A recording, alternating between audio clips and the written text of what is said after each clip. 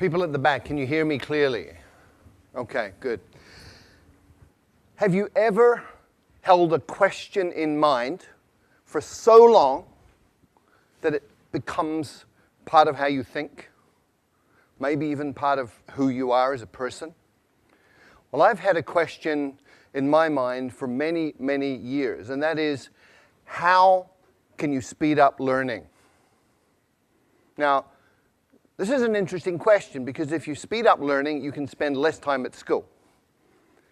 And if you learn really fast, you probably wouldn't have to go to school at all.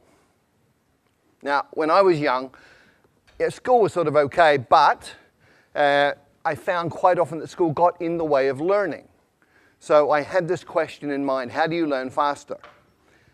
And this began when I was very, very young. When I was 11 years old, I wrote a letter to researchers in the Soviet Union asking about hypnopedia. This is sleep learning, where you get a tape recorder, you put it beside your bed, and it turns on in the middle of the night when you're sleeping, and you're supposed to be learning from this. Good idea. Unfortunately, it doesn't work.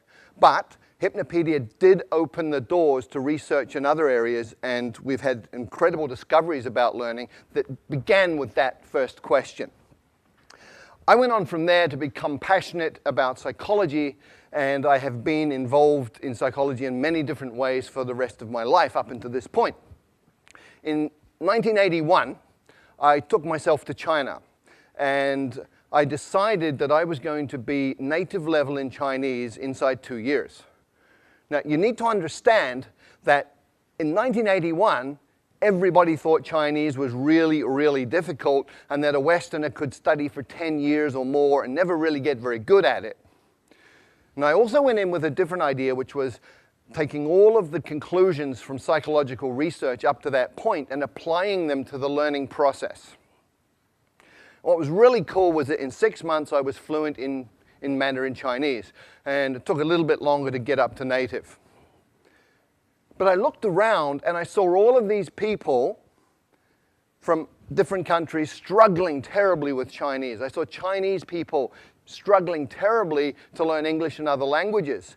And so my question got refined down to, how can you help a normal adult learn a new language quickly, easily, and effectively? Now, this is a really, really important question in today's world. We have massive challenges with environment. We have massive challenges with social dislocation, with wars, all sorts of things going on. And if we can't communicate, we're really going to have difficulty solving these problems. So we need to be able to speak each other's languages. This is really, really important. The question is, how do you do that? Well, it's actually really easy. You look around for people who can already do it. You look for situations where it's already working, and then you identify the principles and apply them. It's called modeling, and I've been looking at language learning and modeling language learning for about 15 to 20 years now.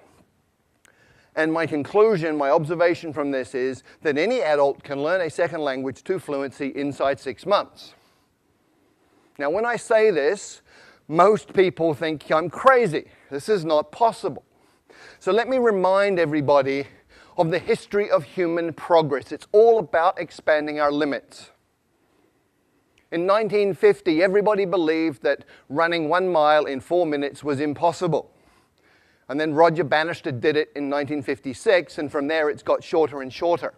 100 years ago, everybody believed that heavy stuff doesn't fly, except it does, and we all know this. How does heavy stuff fly? We reorganize the material using principles that we have learned from observing nature, birds in this case. And today, we've gone even further.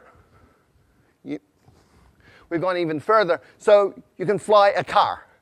You can buy one of these for a couple of $100,000 US. We now have cars in the world that fly. And there's a different way to fly, which we learned from squirrels. So all you need to do is copy what a flying squirrel does, build a suit called a wingsuit, and off you go. You can fly like a squirrel. Now, most people, a lot of people, I wouldn't say everybody, but a lot of people think they can't draw.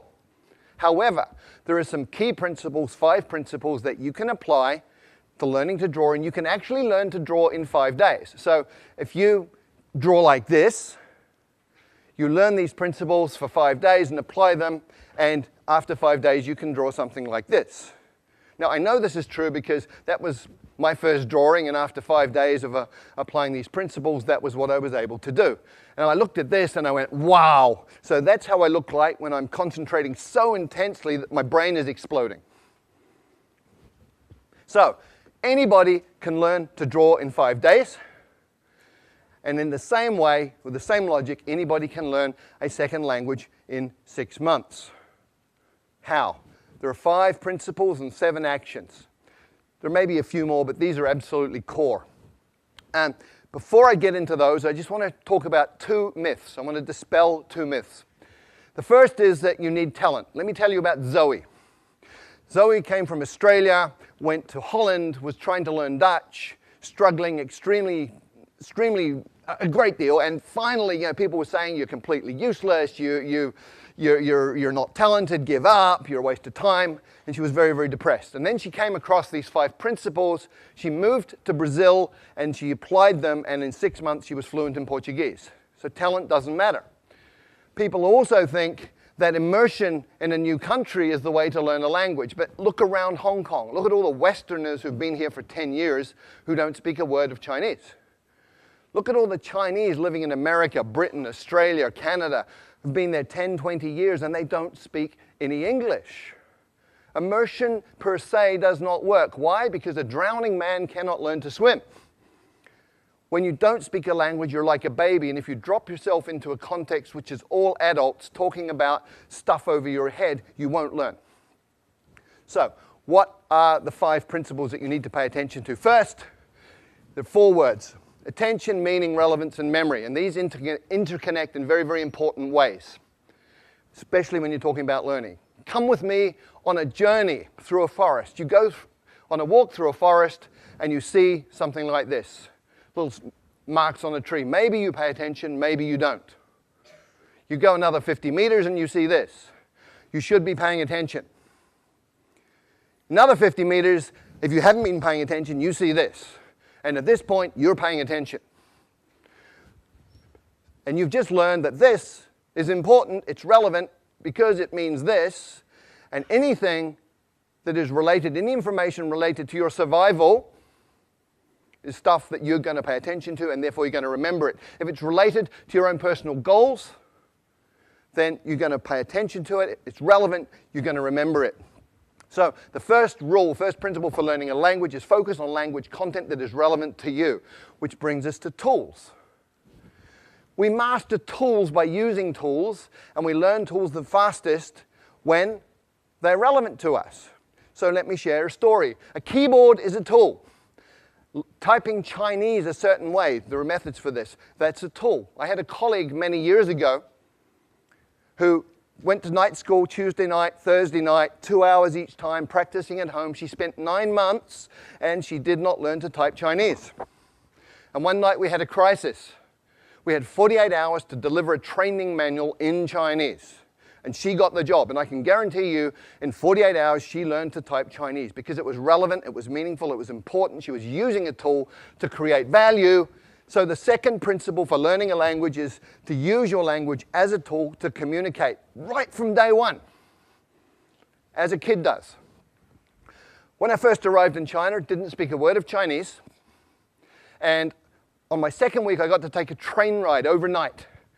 I spent 8 hours sitting in the dining car talking to one of the guards on the train. He took an interest in me for some reason. And we just chatted all night in Chinese, and he was drawing pictures and making movements with his hands and facial expressions, and piece by piece by piece, I understood more and more.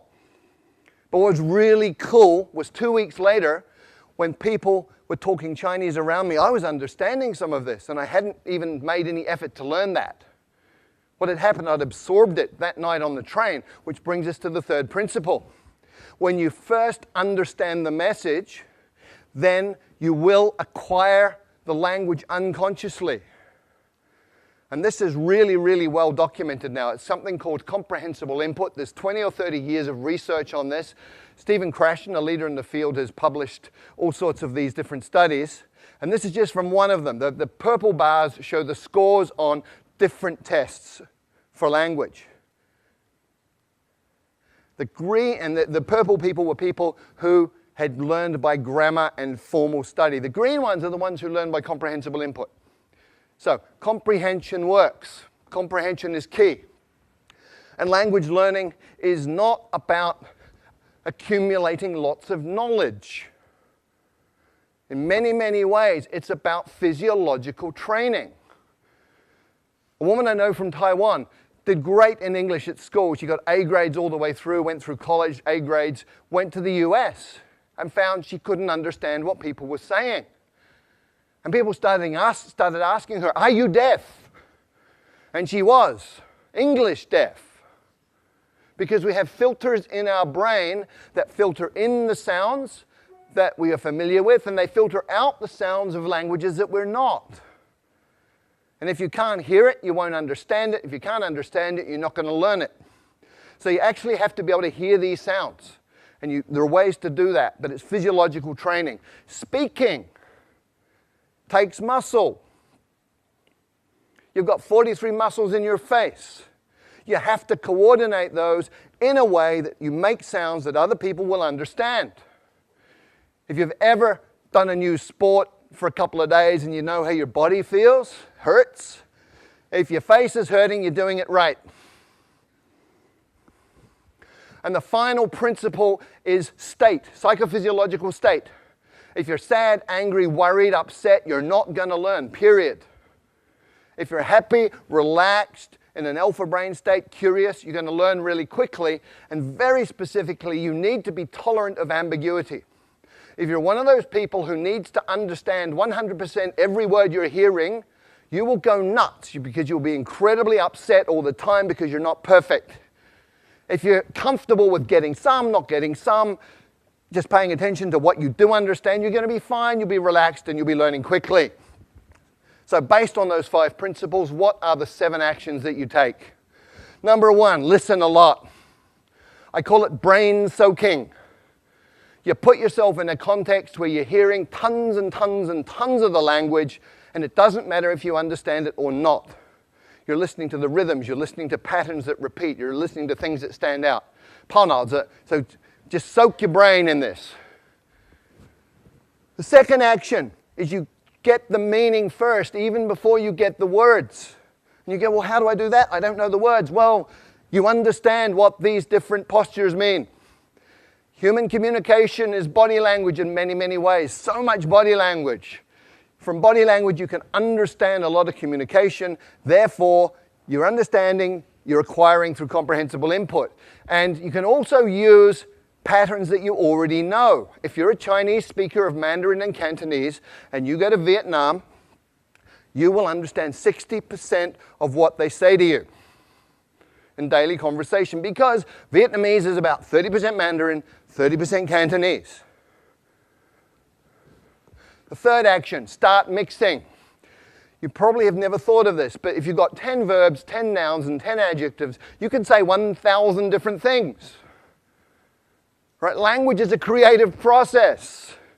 What do babies do? Okay, me, but, now. Okay, that's how they communicate. So start mixing, get creative, have fun with it. It doesn't have to be perfect, just has to work. And when you're doing this, you focus on the core. What does that mean? Well, with every language, there's high-frequency content. In English, 1,000 words covers 85% of anything you're ever going to say in daily communication. 3,000 words gives you 98% of anything you're going to say in daily conversation. You've got 3,000 words, you're speaking the language. The rest is icing on the cake. And when you're just beginning with a new language, start with your toolbox. Week number 1. In your new language, you say things like, how do you say that? I don't understand. Repeat that, please. What does that mean? All in your target language. You're using it as a tool, making it useful to you. It's relevant to learn other things about the language. By week 2, you should be saying things like me, this, you, that, give, hot, simple pronouns, simple nouns, simple verbs, simple adjectives, communicating like a baby. And by the 3rd or 4th week, you're getting into what I call glue words. Although, but, therefore, these are logical transformers that tie bits of a language together, allowing you to make more complex meaning. At that point, you're talking. And when you're doing that, you should get yourself a language parent. If you look at how children and parents interact, you understand what this means. When a child is speaking, it'll be using simple words, simple combinations, sometimes quite strange, sometimes very strange pronunciation. Other people from outside the family don't understand it. But the parents do. And so the kid has a safe environment, gets confidence. The parents talk to the children with body language and with simple language they know the child understands. So you have a comprehensible input environment that's safe. We know it works, otherwise none of you would speak your mother tongue. So you get yourself a language parent who's somebody interested in you as a person who will communicate with you essentially as an equal, but pay attention to help you understand the message. There are 4 rules of a language parent. Spouses, by the way, are not very good at this, okay? But the 4 rules are, first of all, they will work hard to understand what you mean, even when you're way off beat. Secondly, they will never correct your mistakes. Thirdly, they will feed back their understanding of what you're saying so that you can respond appropriately and get that feedback. And then they will use words that you know. The 6th thing you have to do is copy the face. You've got to get the muscles working right so you can sound in a way that people will understand you. There's a couple of things you do. One is you need to hear how it feels and feel how it sounds, which means you have a feedback loop operating in your face. But ideally, if you can look at a native speaker and just observe how they use their face, let your unconscious mind absorb the rules, then you're going to be able to pick it up. And if you can't get a native speaker to look at, you can use stuff like this. Sing, song, king, sung, hung. And the final idea here, the final action you need to take is something that I call direct connect. What does this mean? Well, most people learning a second language sort of take the mother tongue words and the target words and go over them again and again in their mind to try and remember them. Really inefficient. What you need to do is realize that everything you know is an image inside your mind, it's feelings. If you talk about fire, you can smell the smoke, you can hear the crackling, you can see the flames. So what you do is you go into that imagery and all of that memory and you come out with another pathway. So I call it same box, different path. You come out that pathway and you build it over time. You become more and more skilled and just connecting the new sounds to those images that you already have and to that internal representation. And over time, you even become naturally good at that process. That becomes unconscious. So there are 5 principles that you need to work with, 7 actions. If you do any of them, you're going to improve. And remember, these are things under your control as the learner. Do them all. You're going to be fluent in the second language in 6 months. Thank you.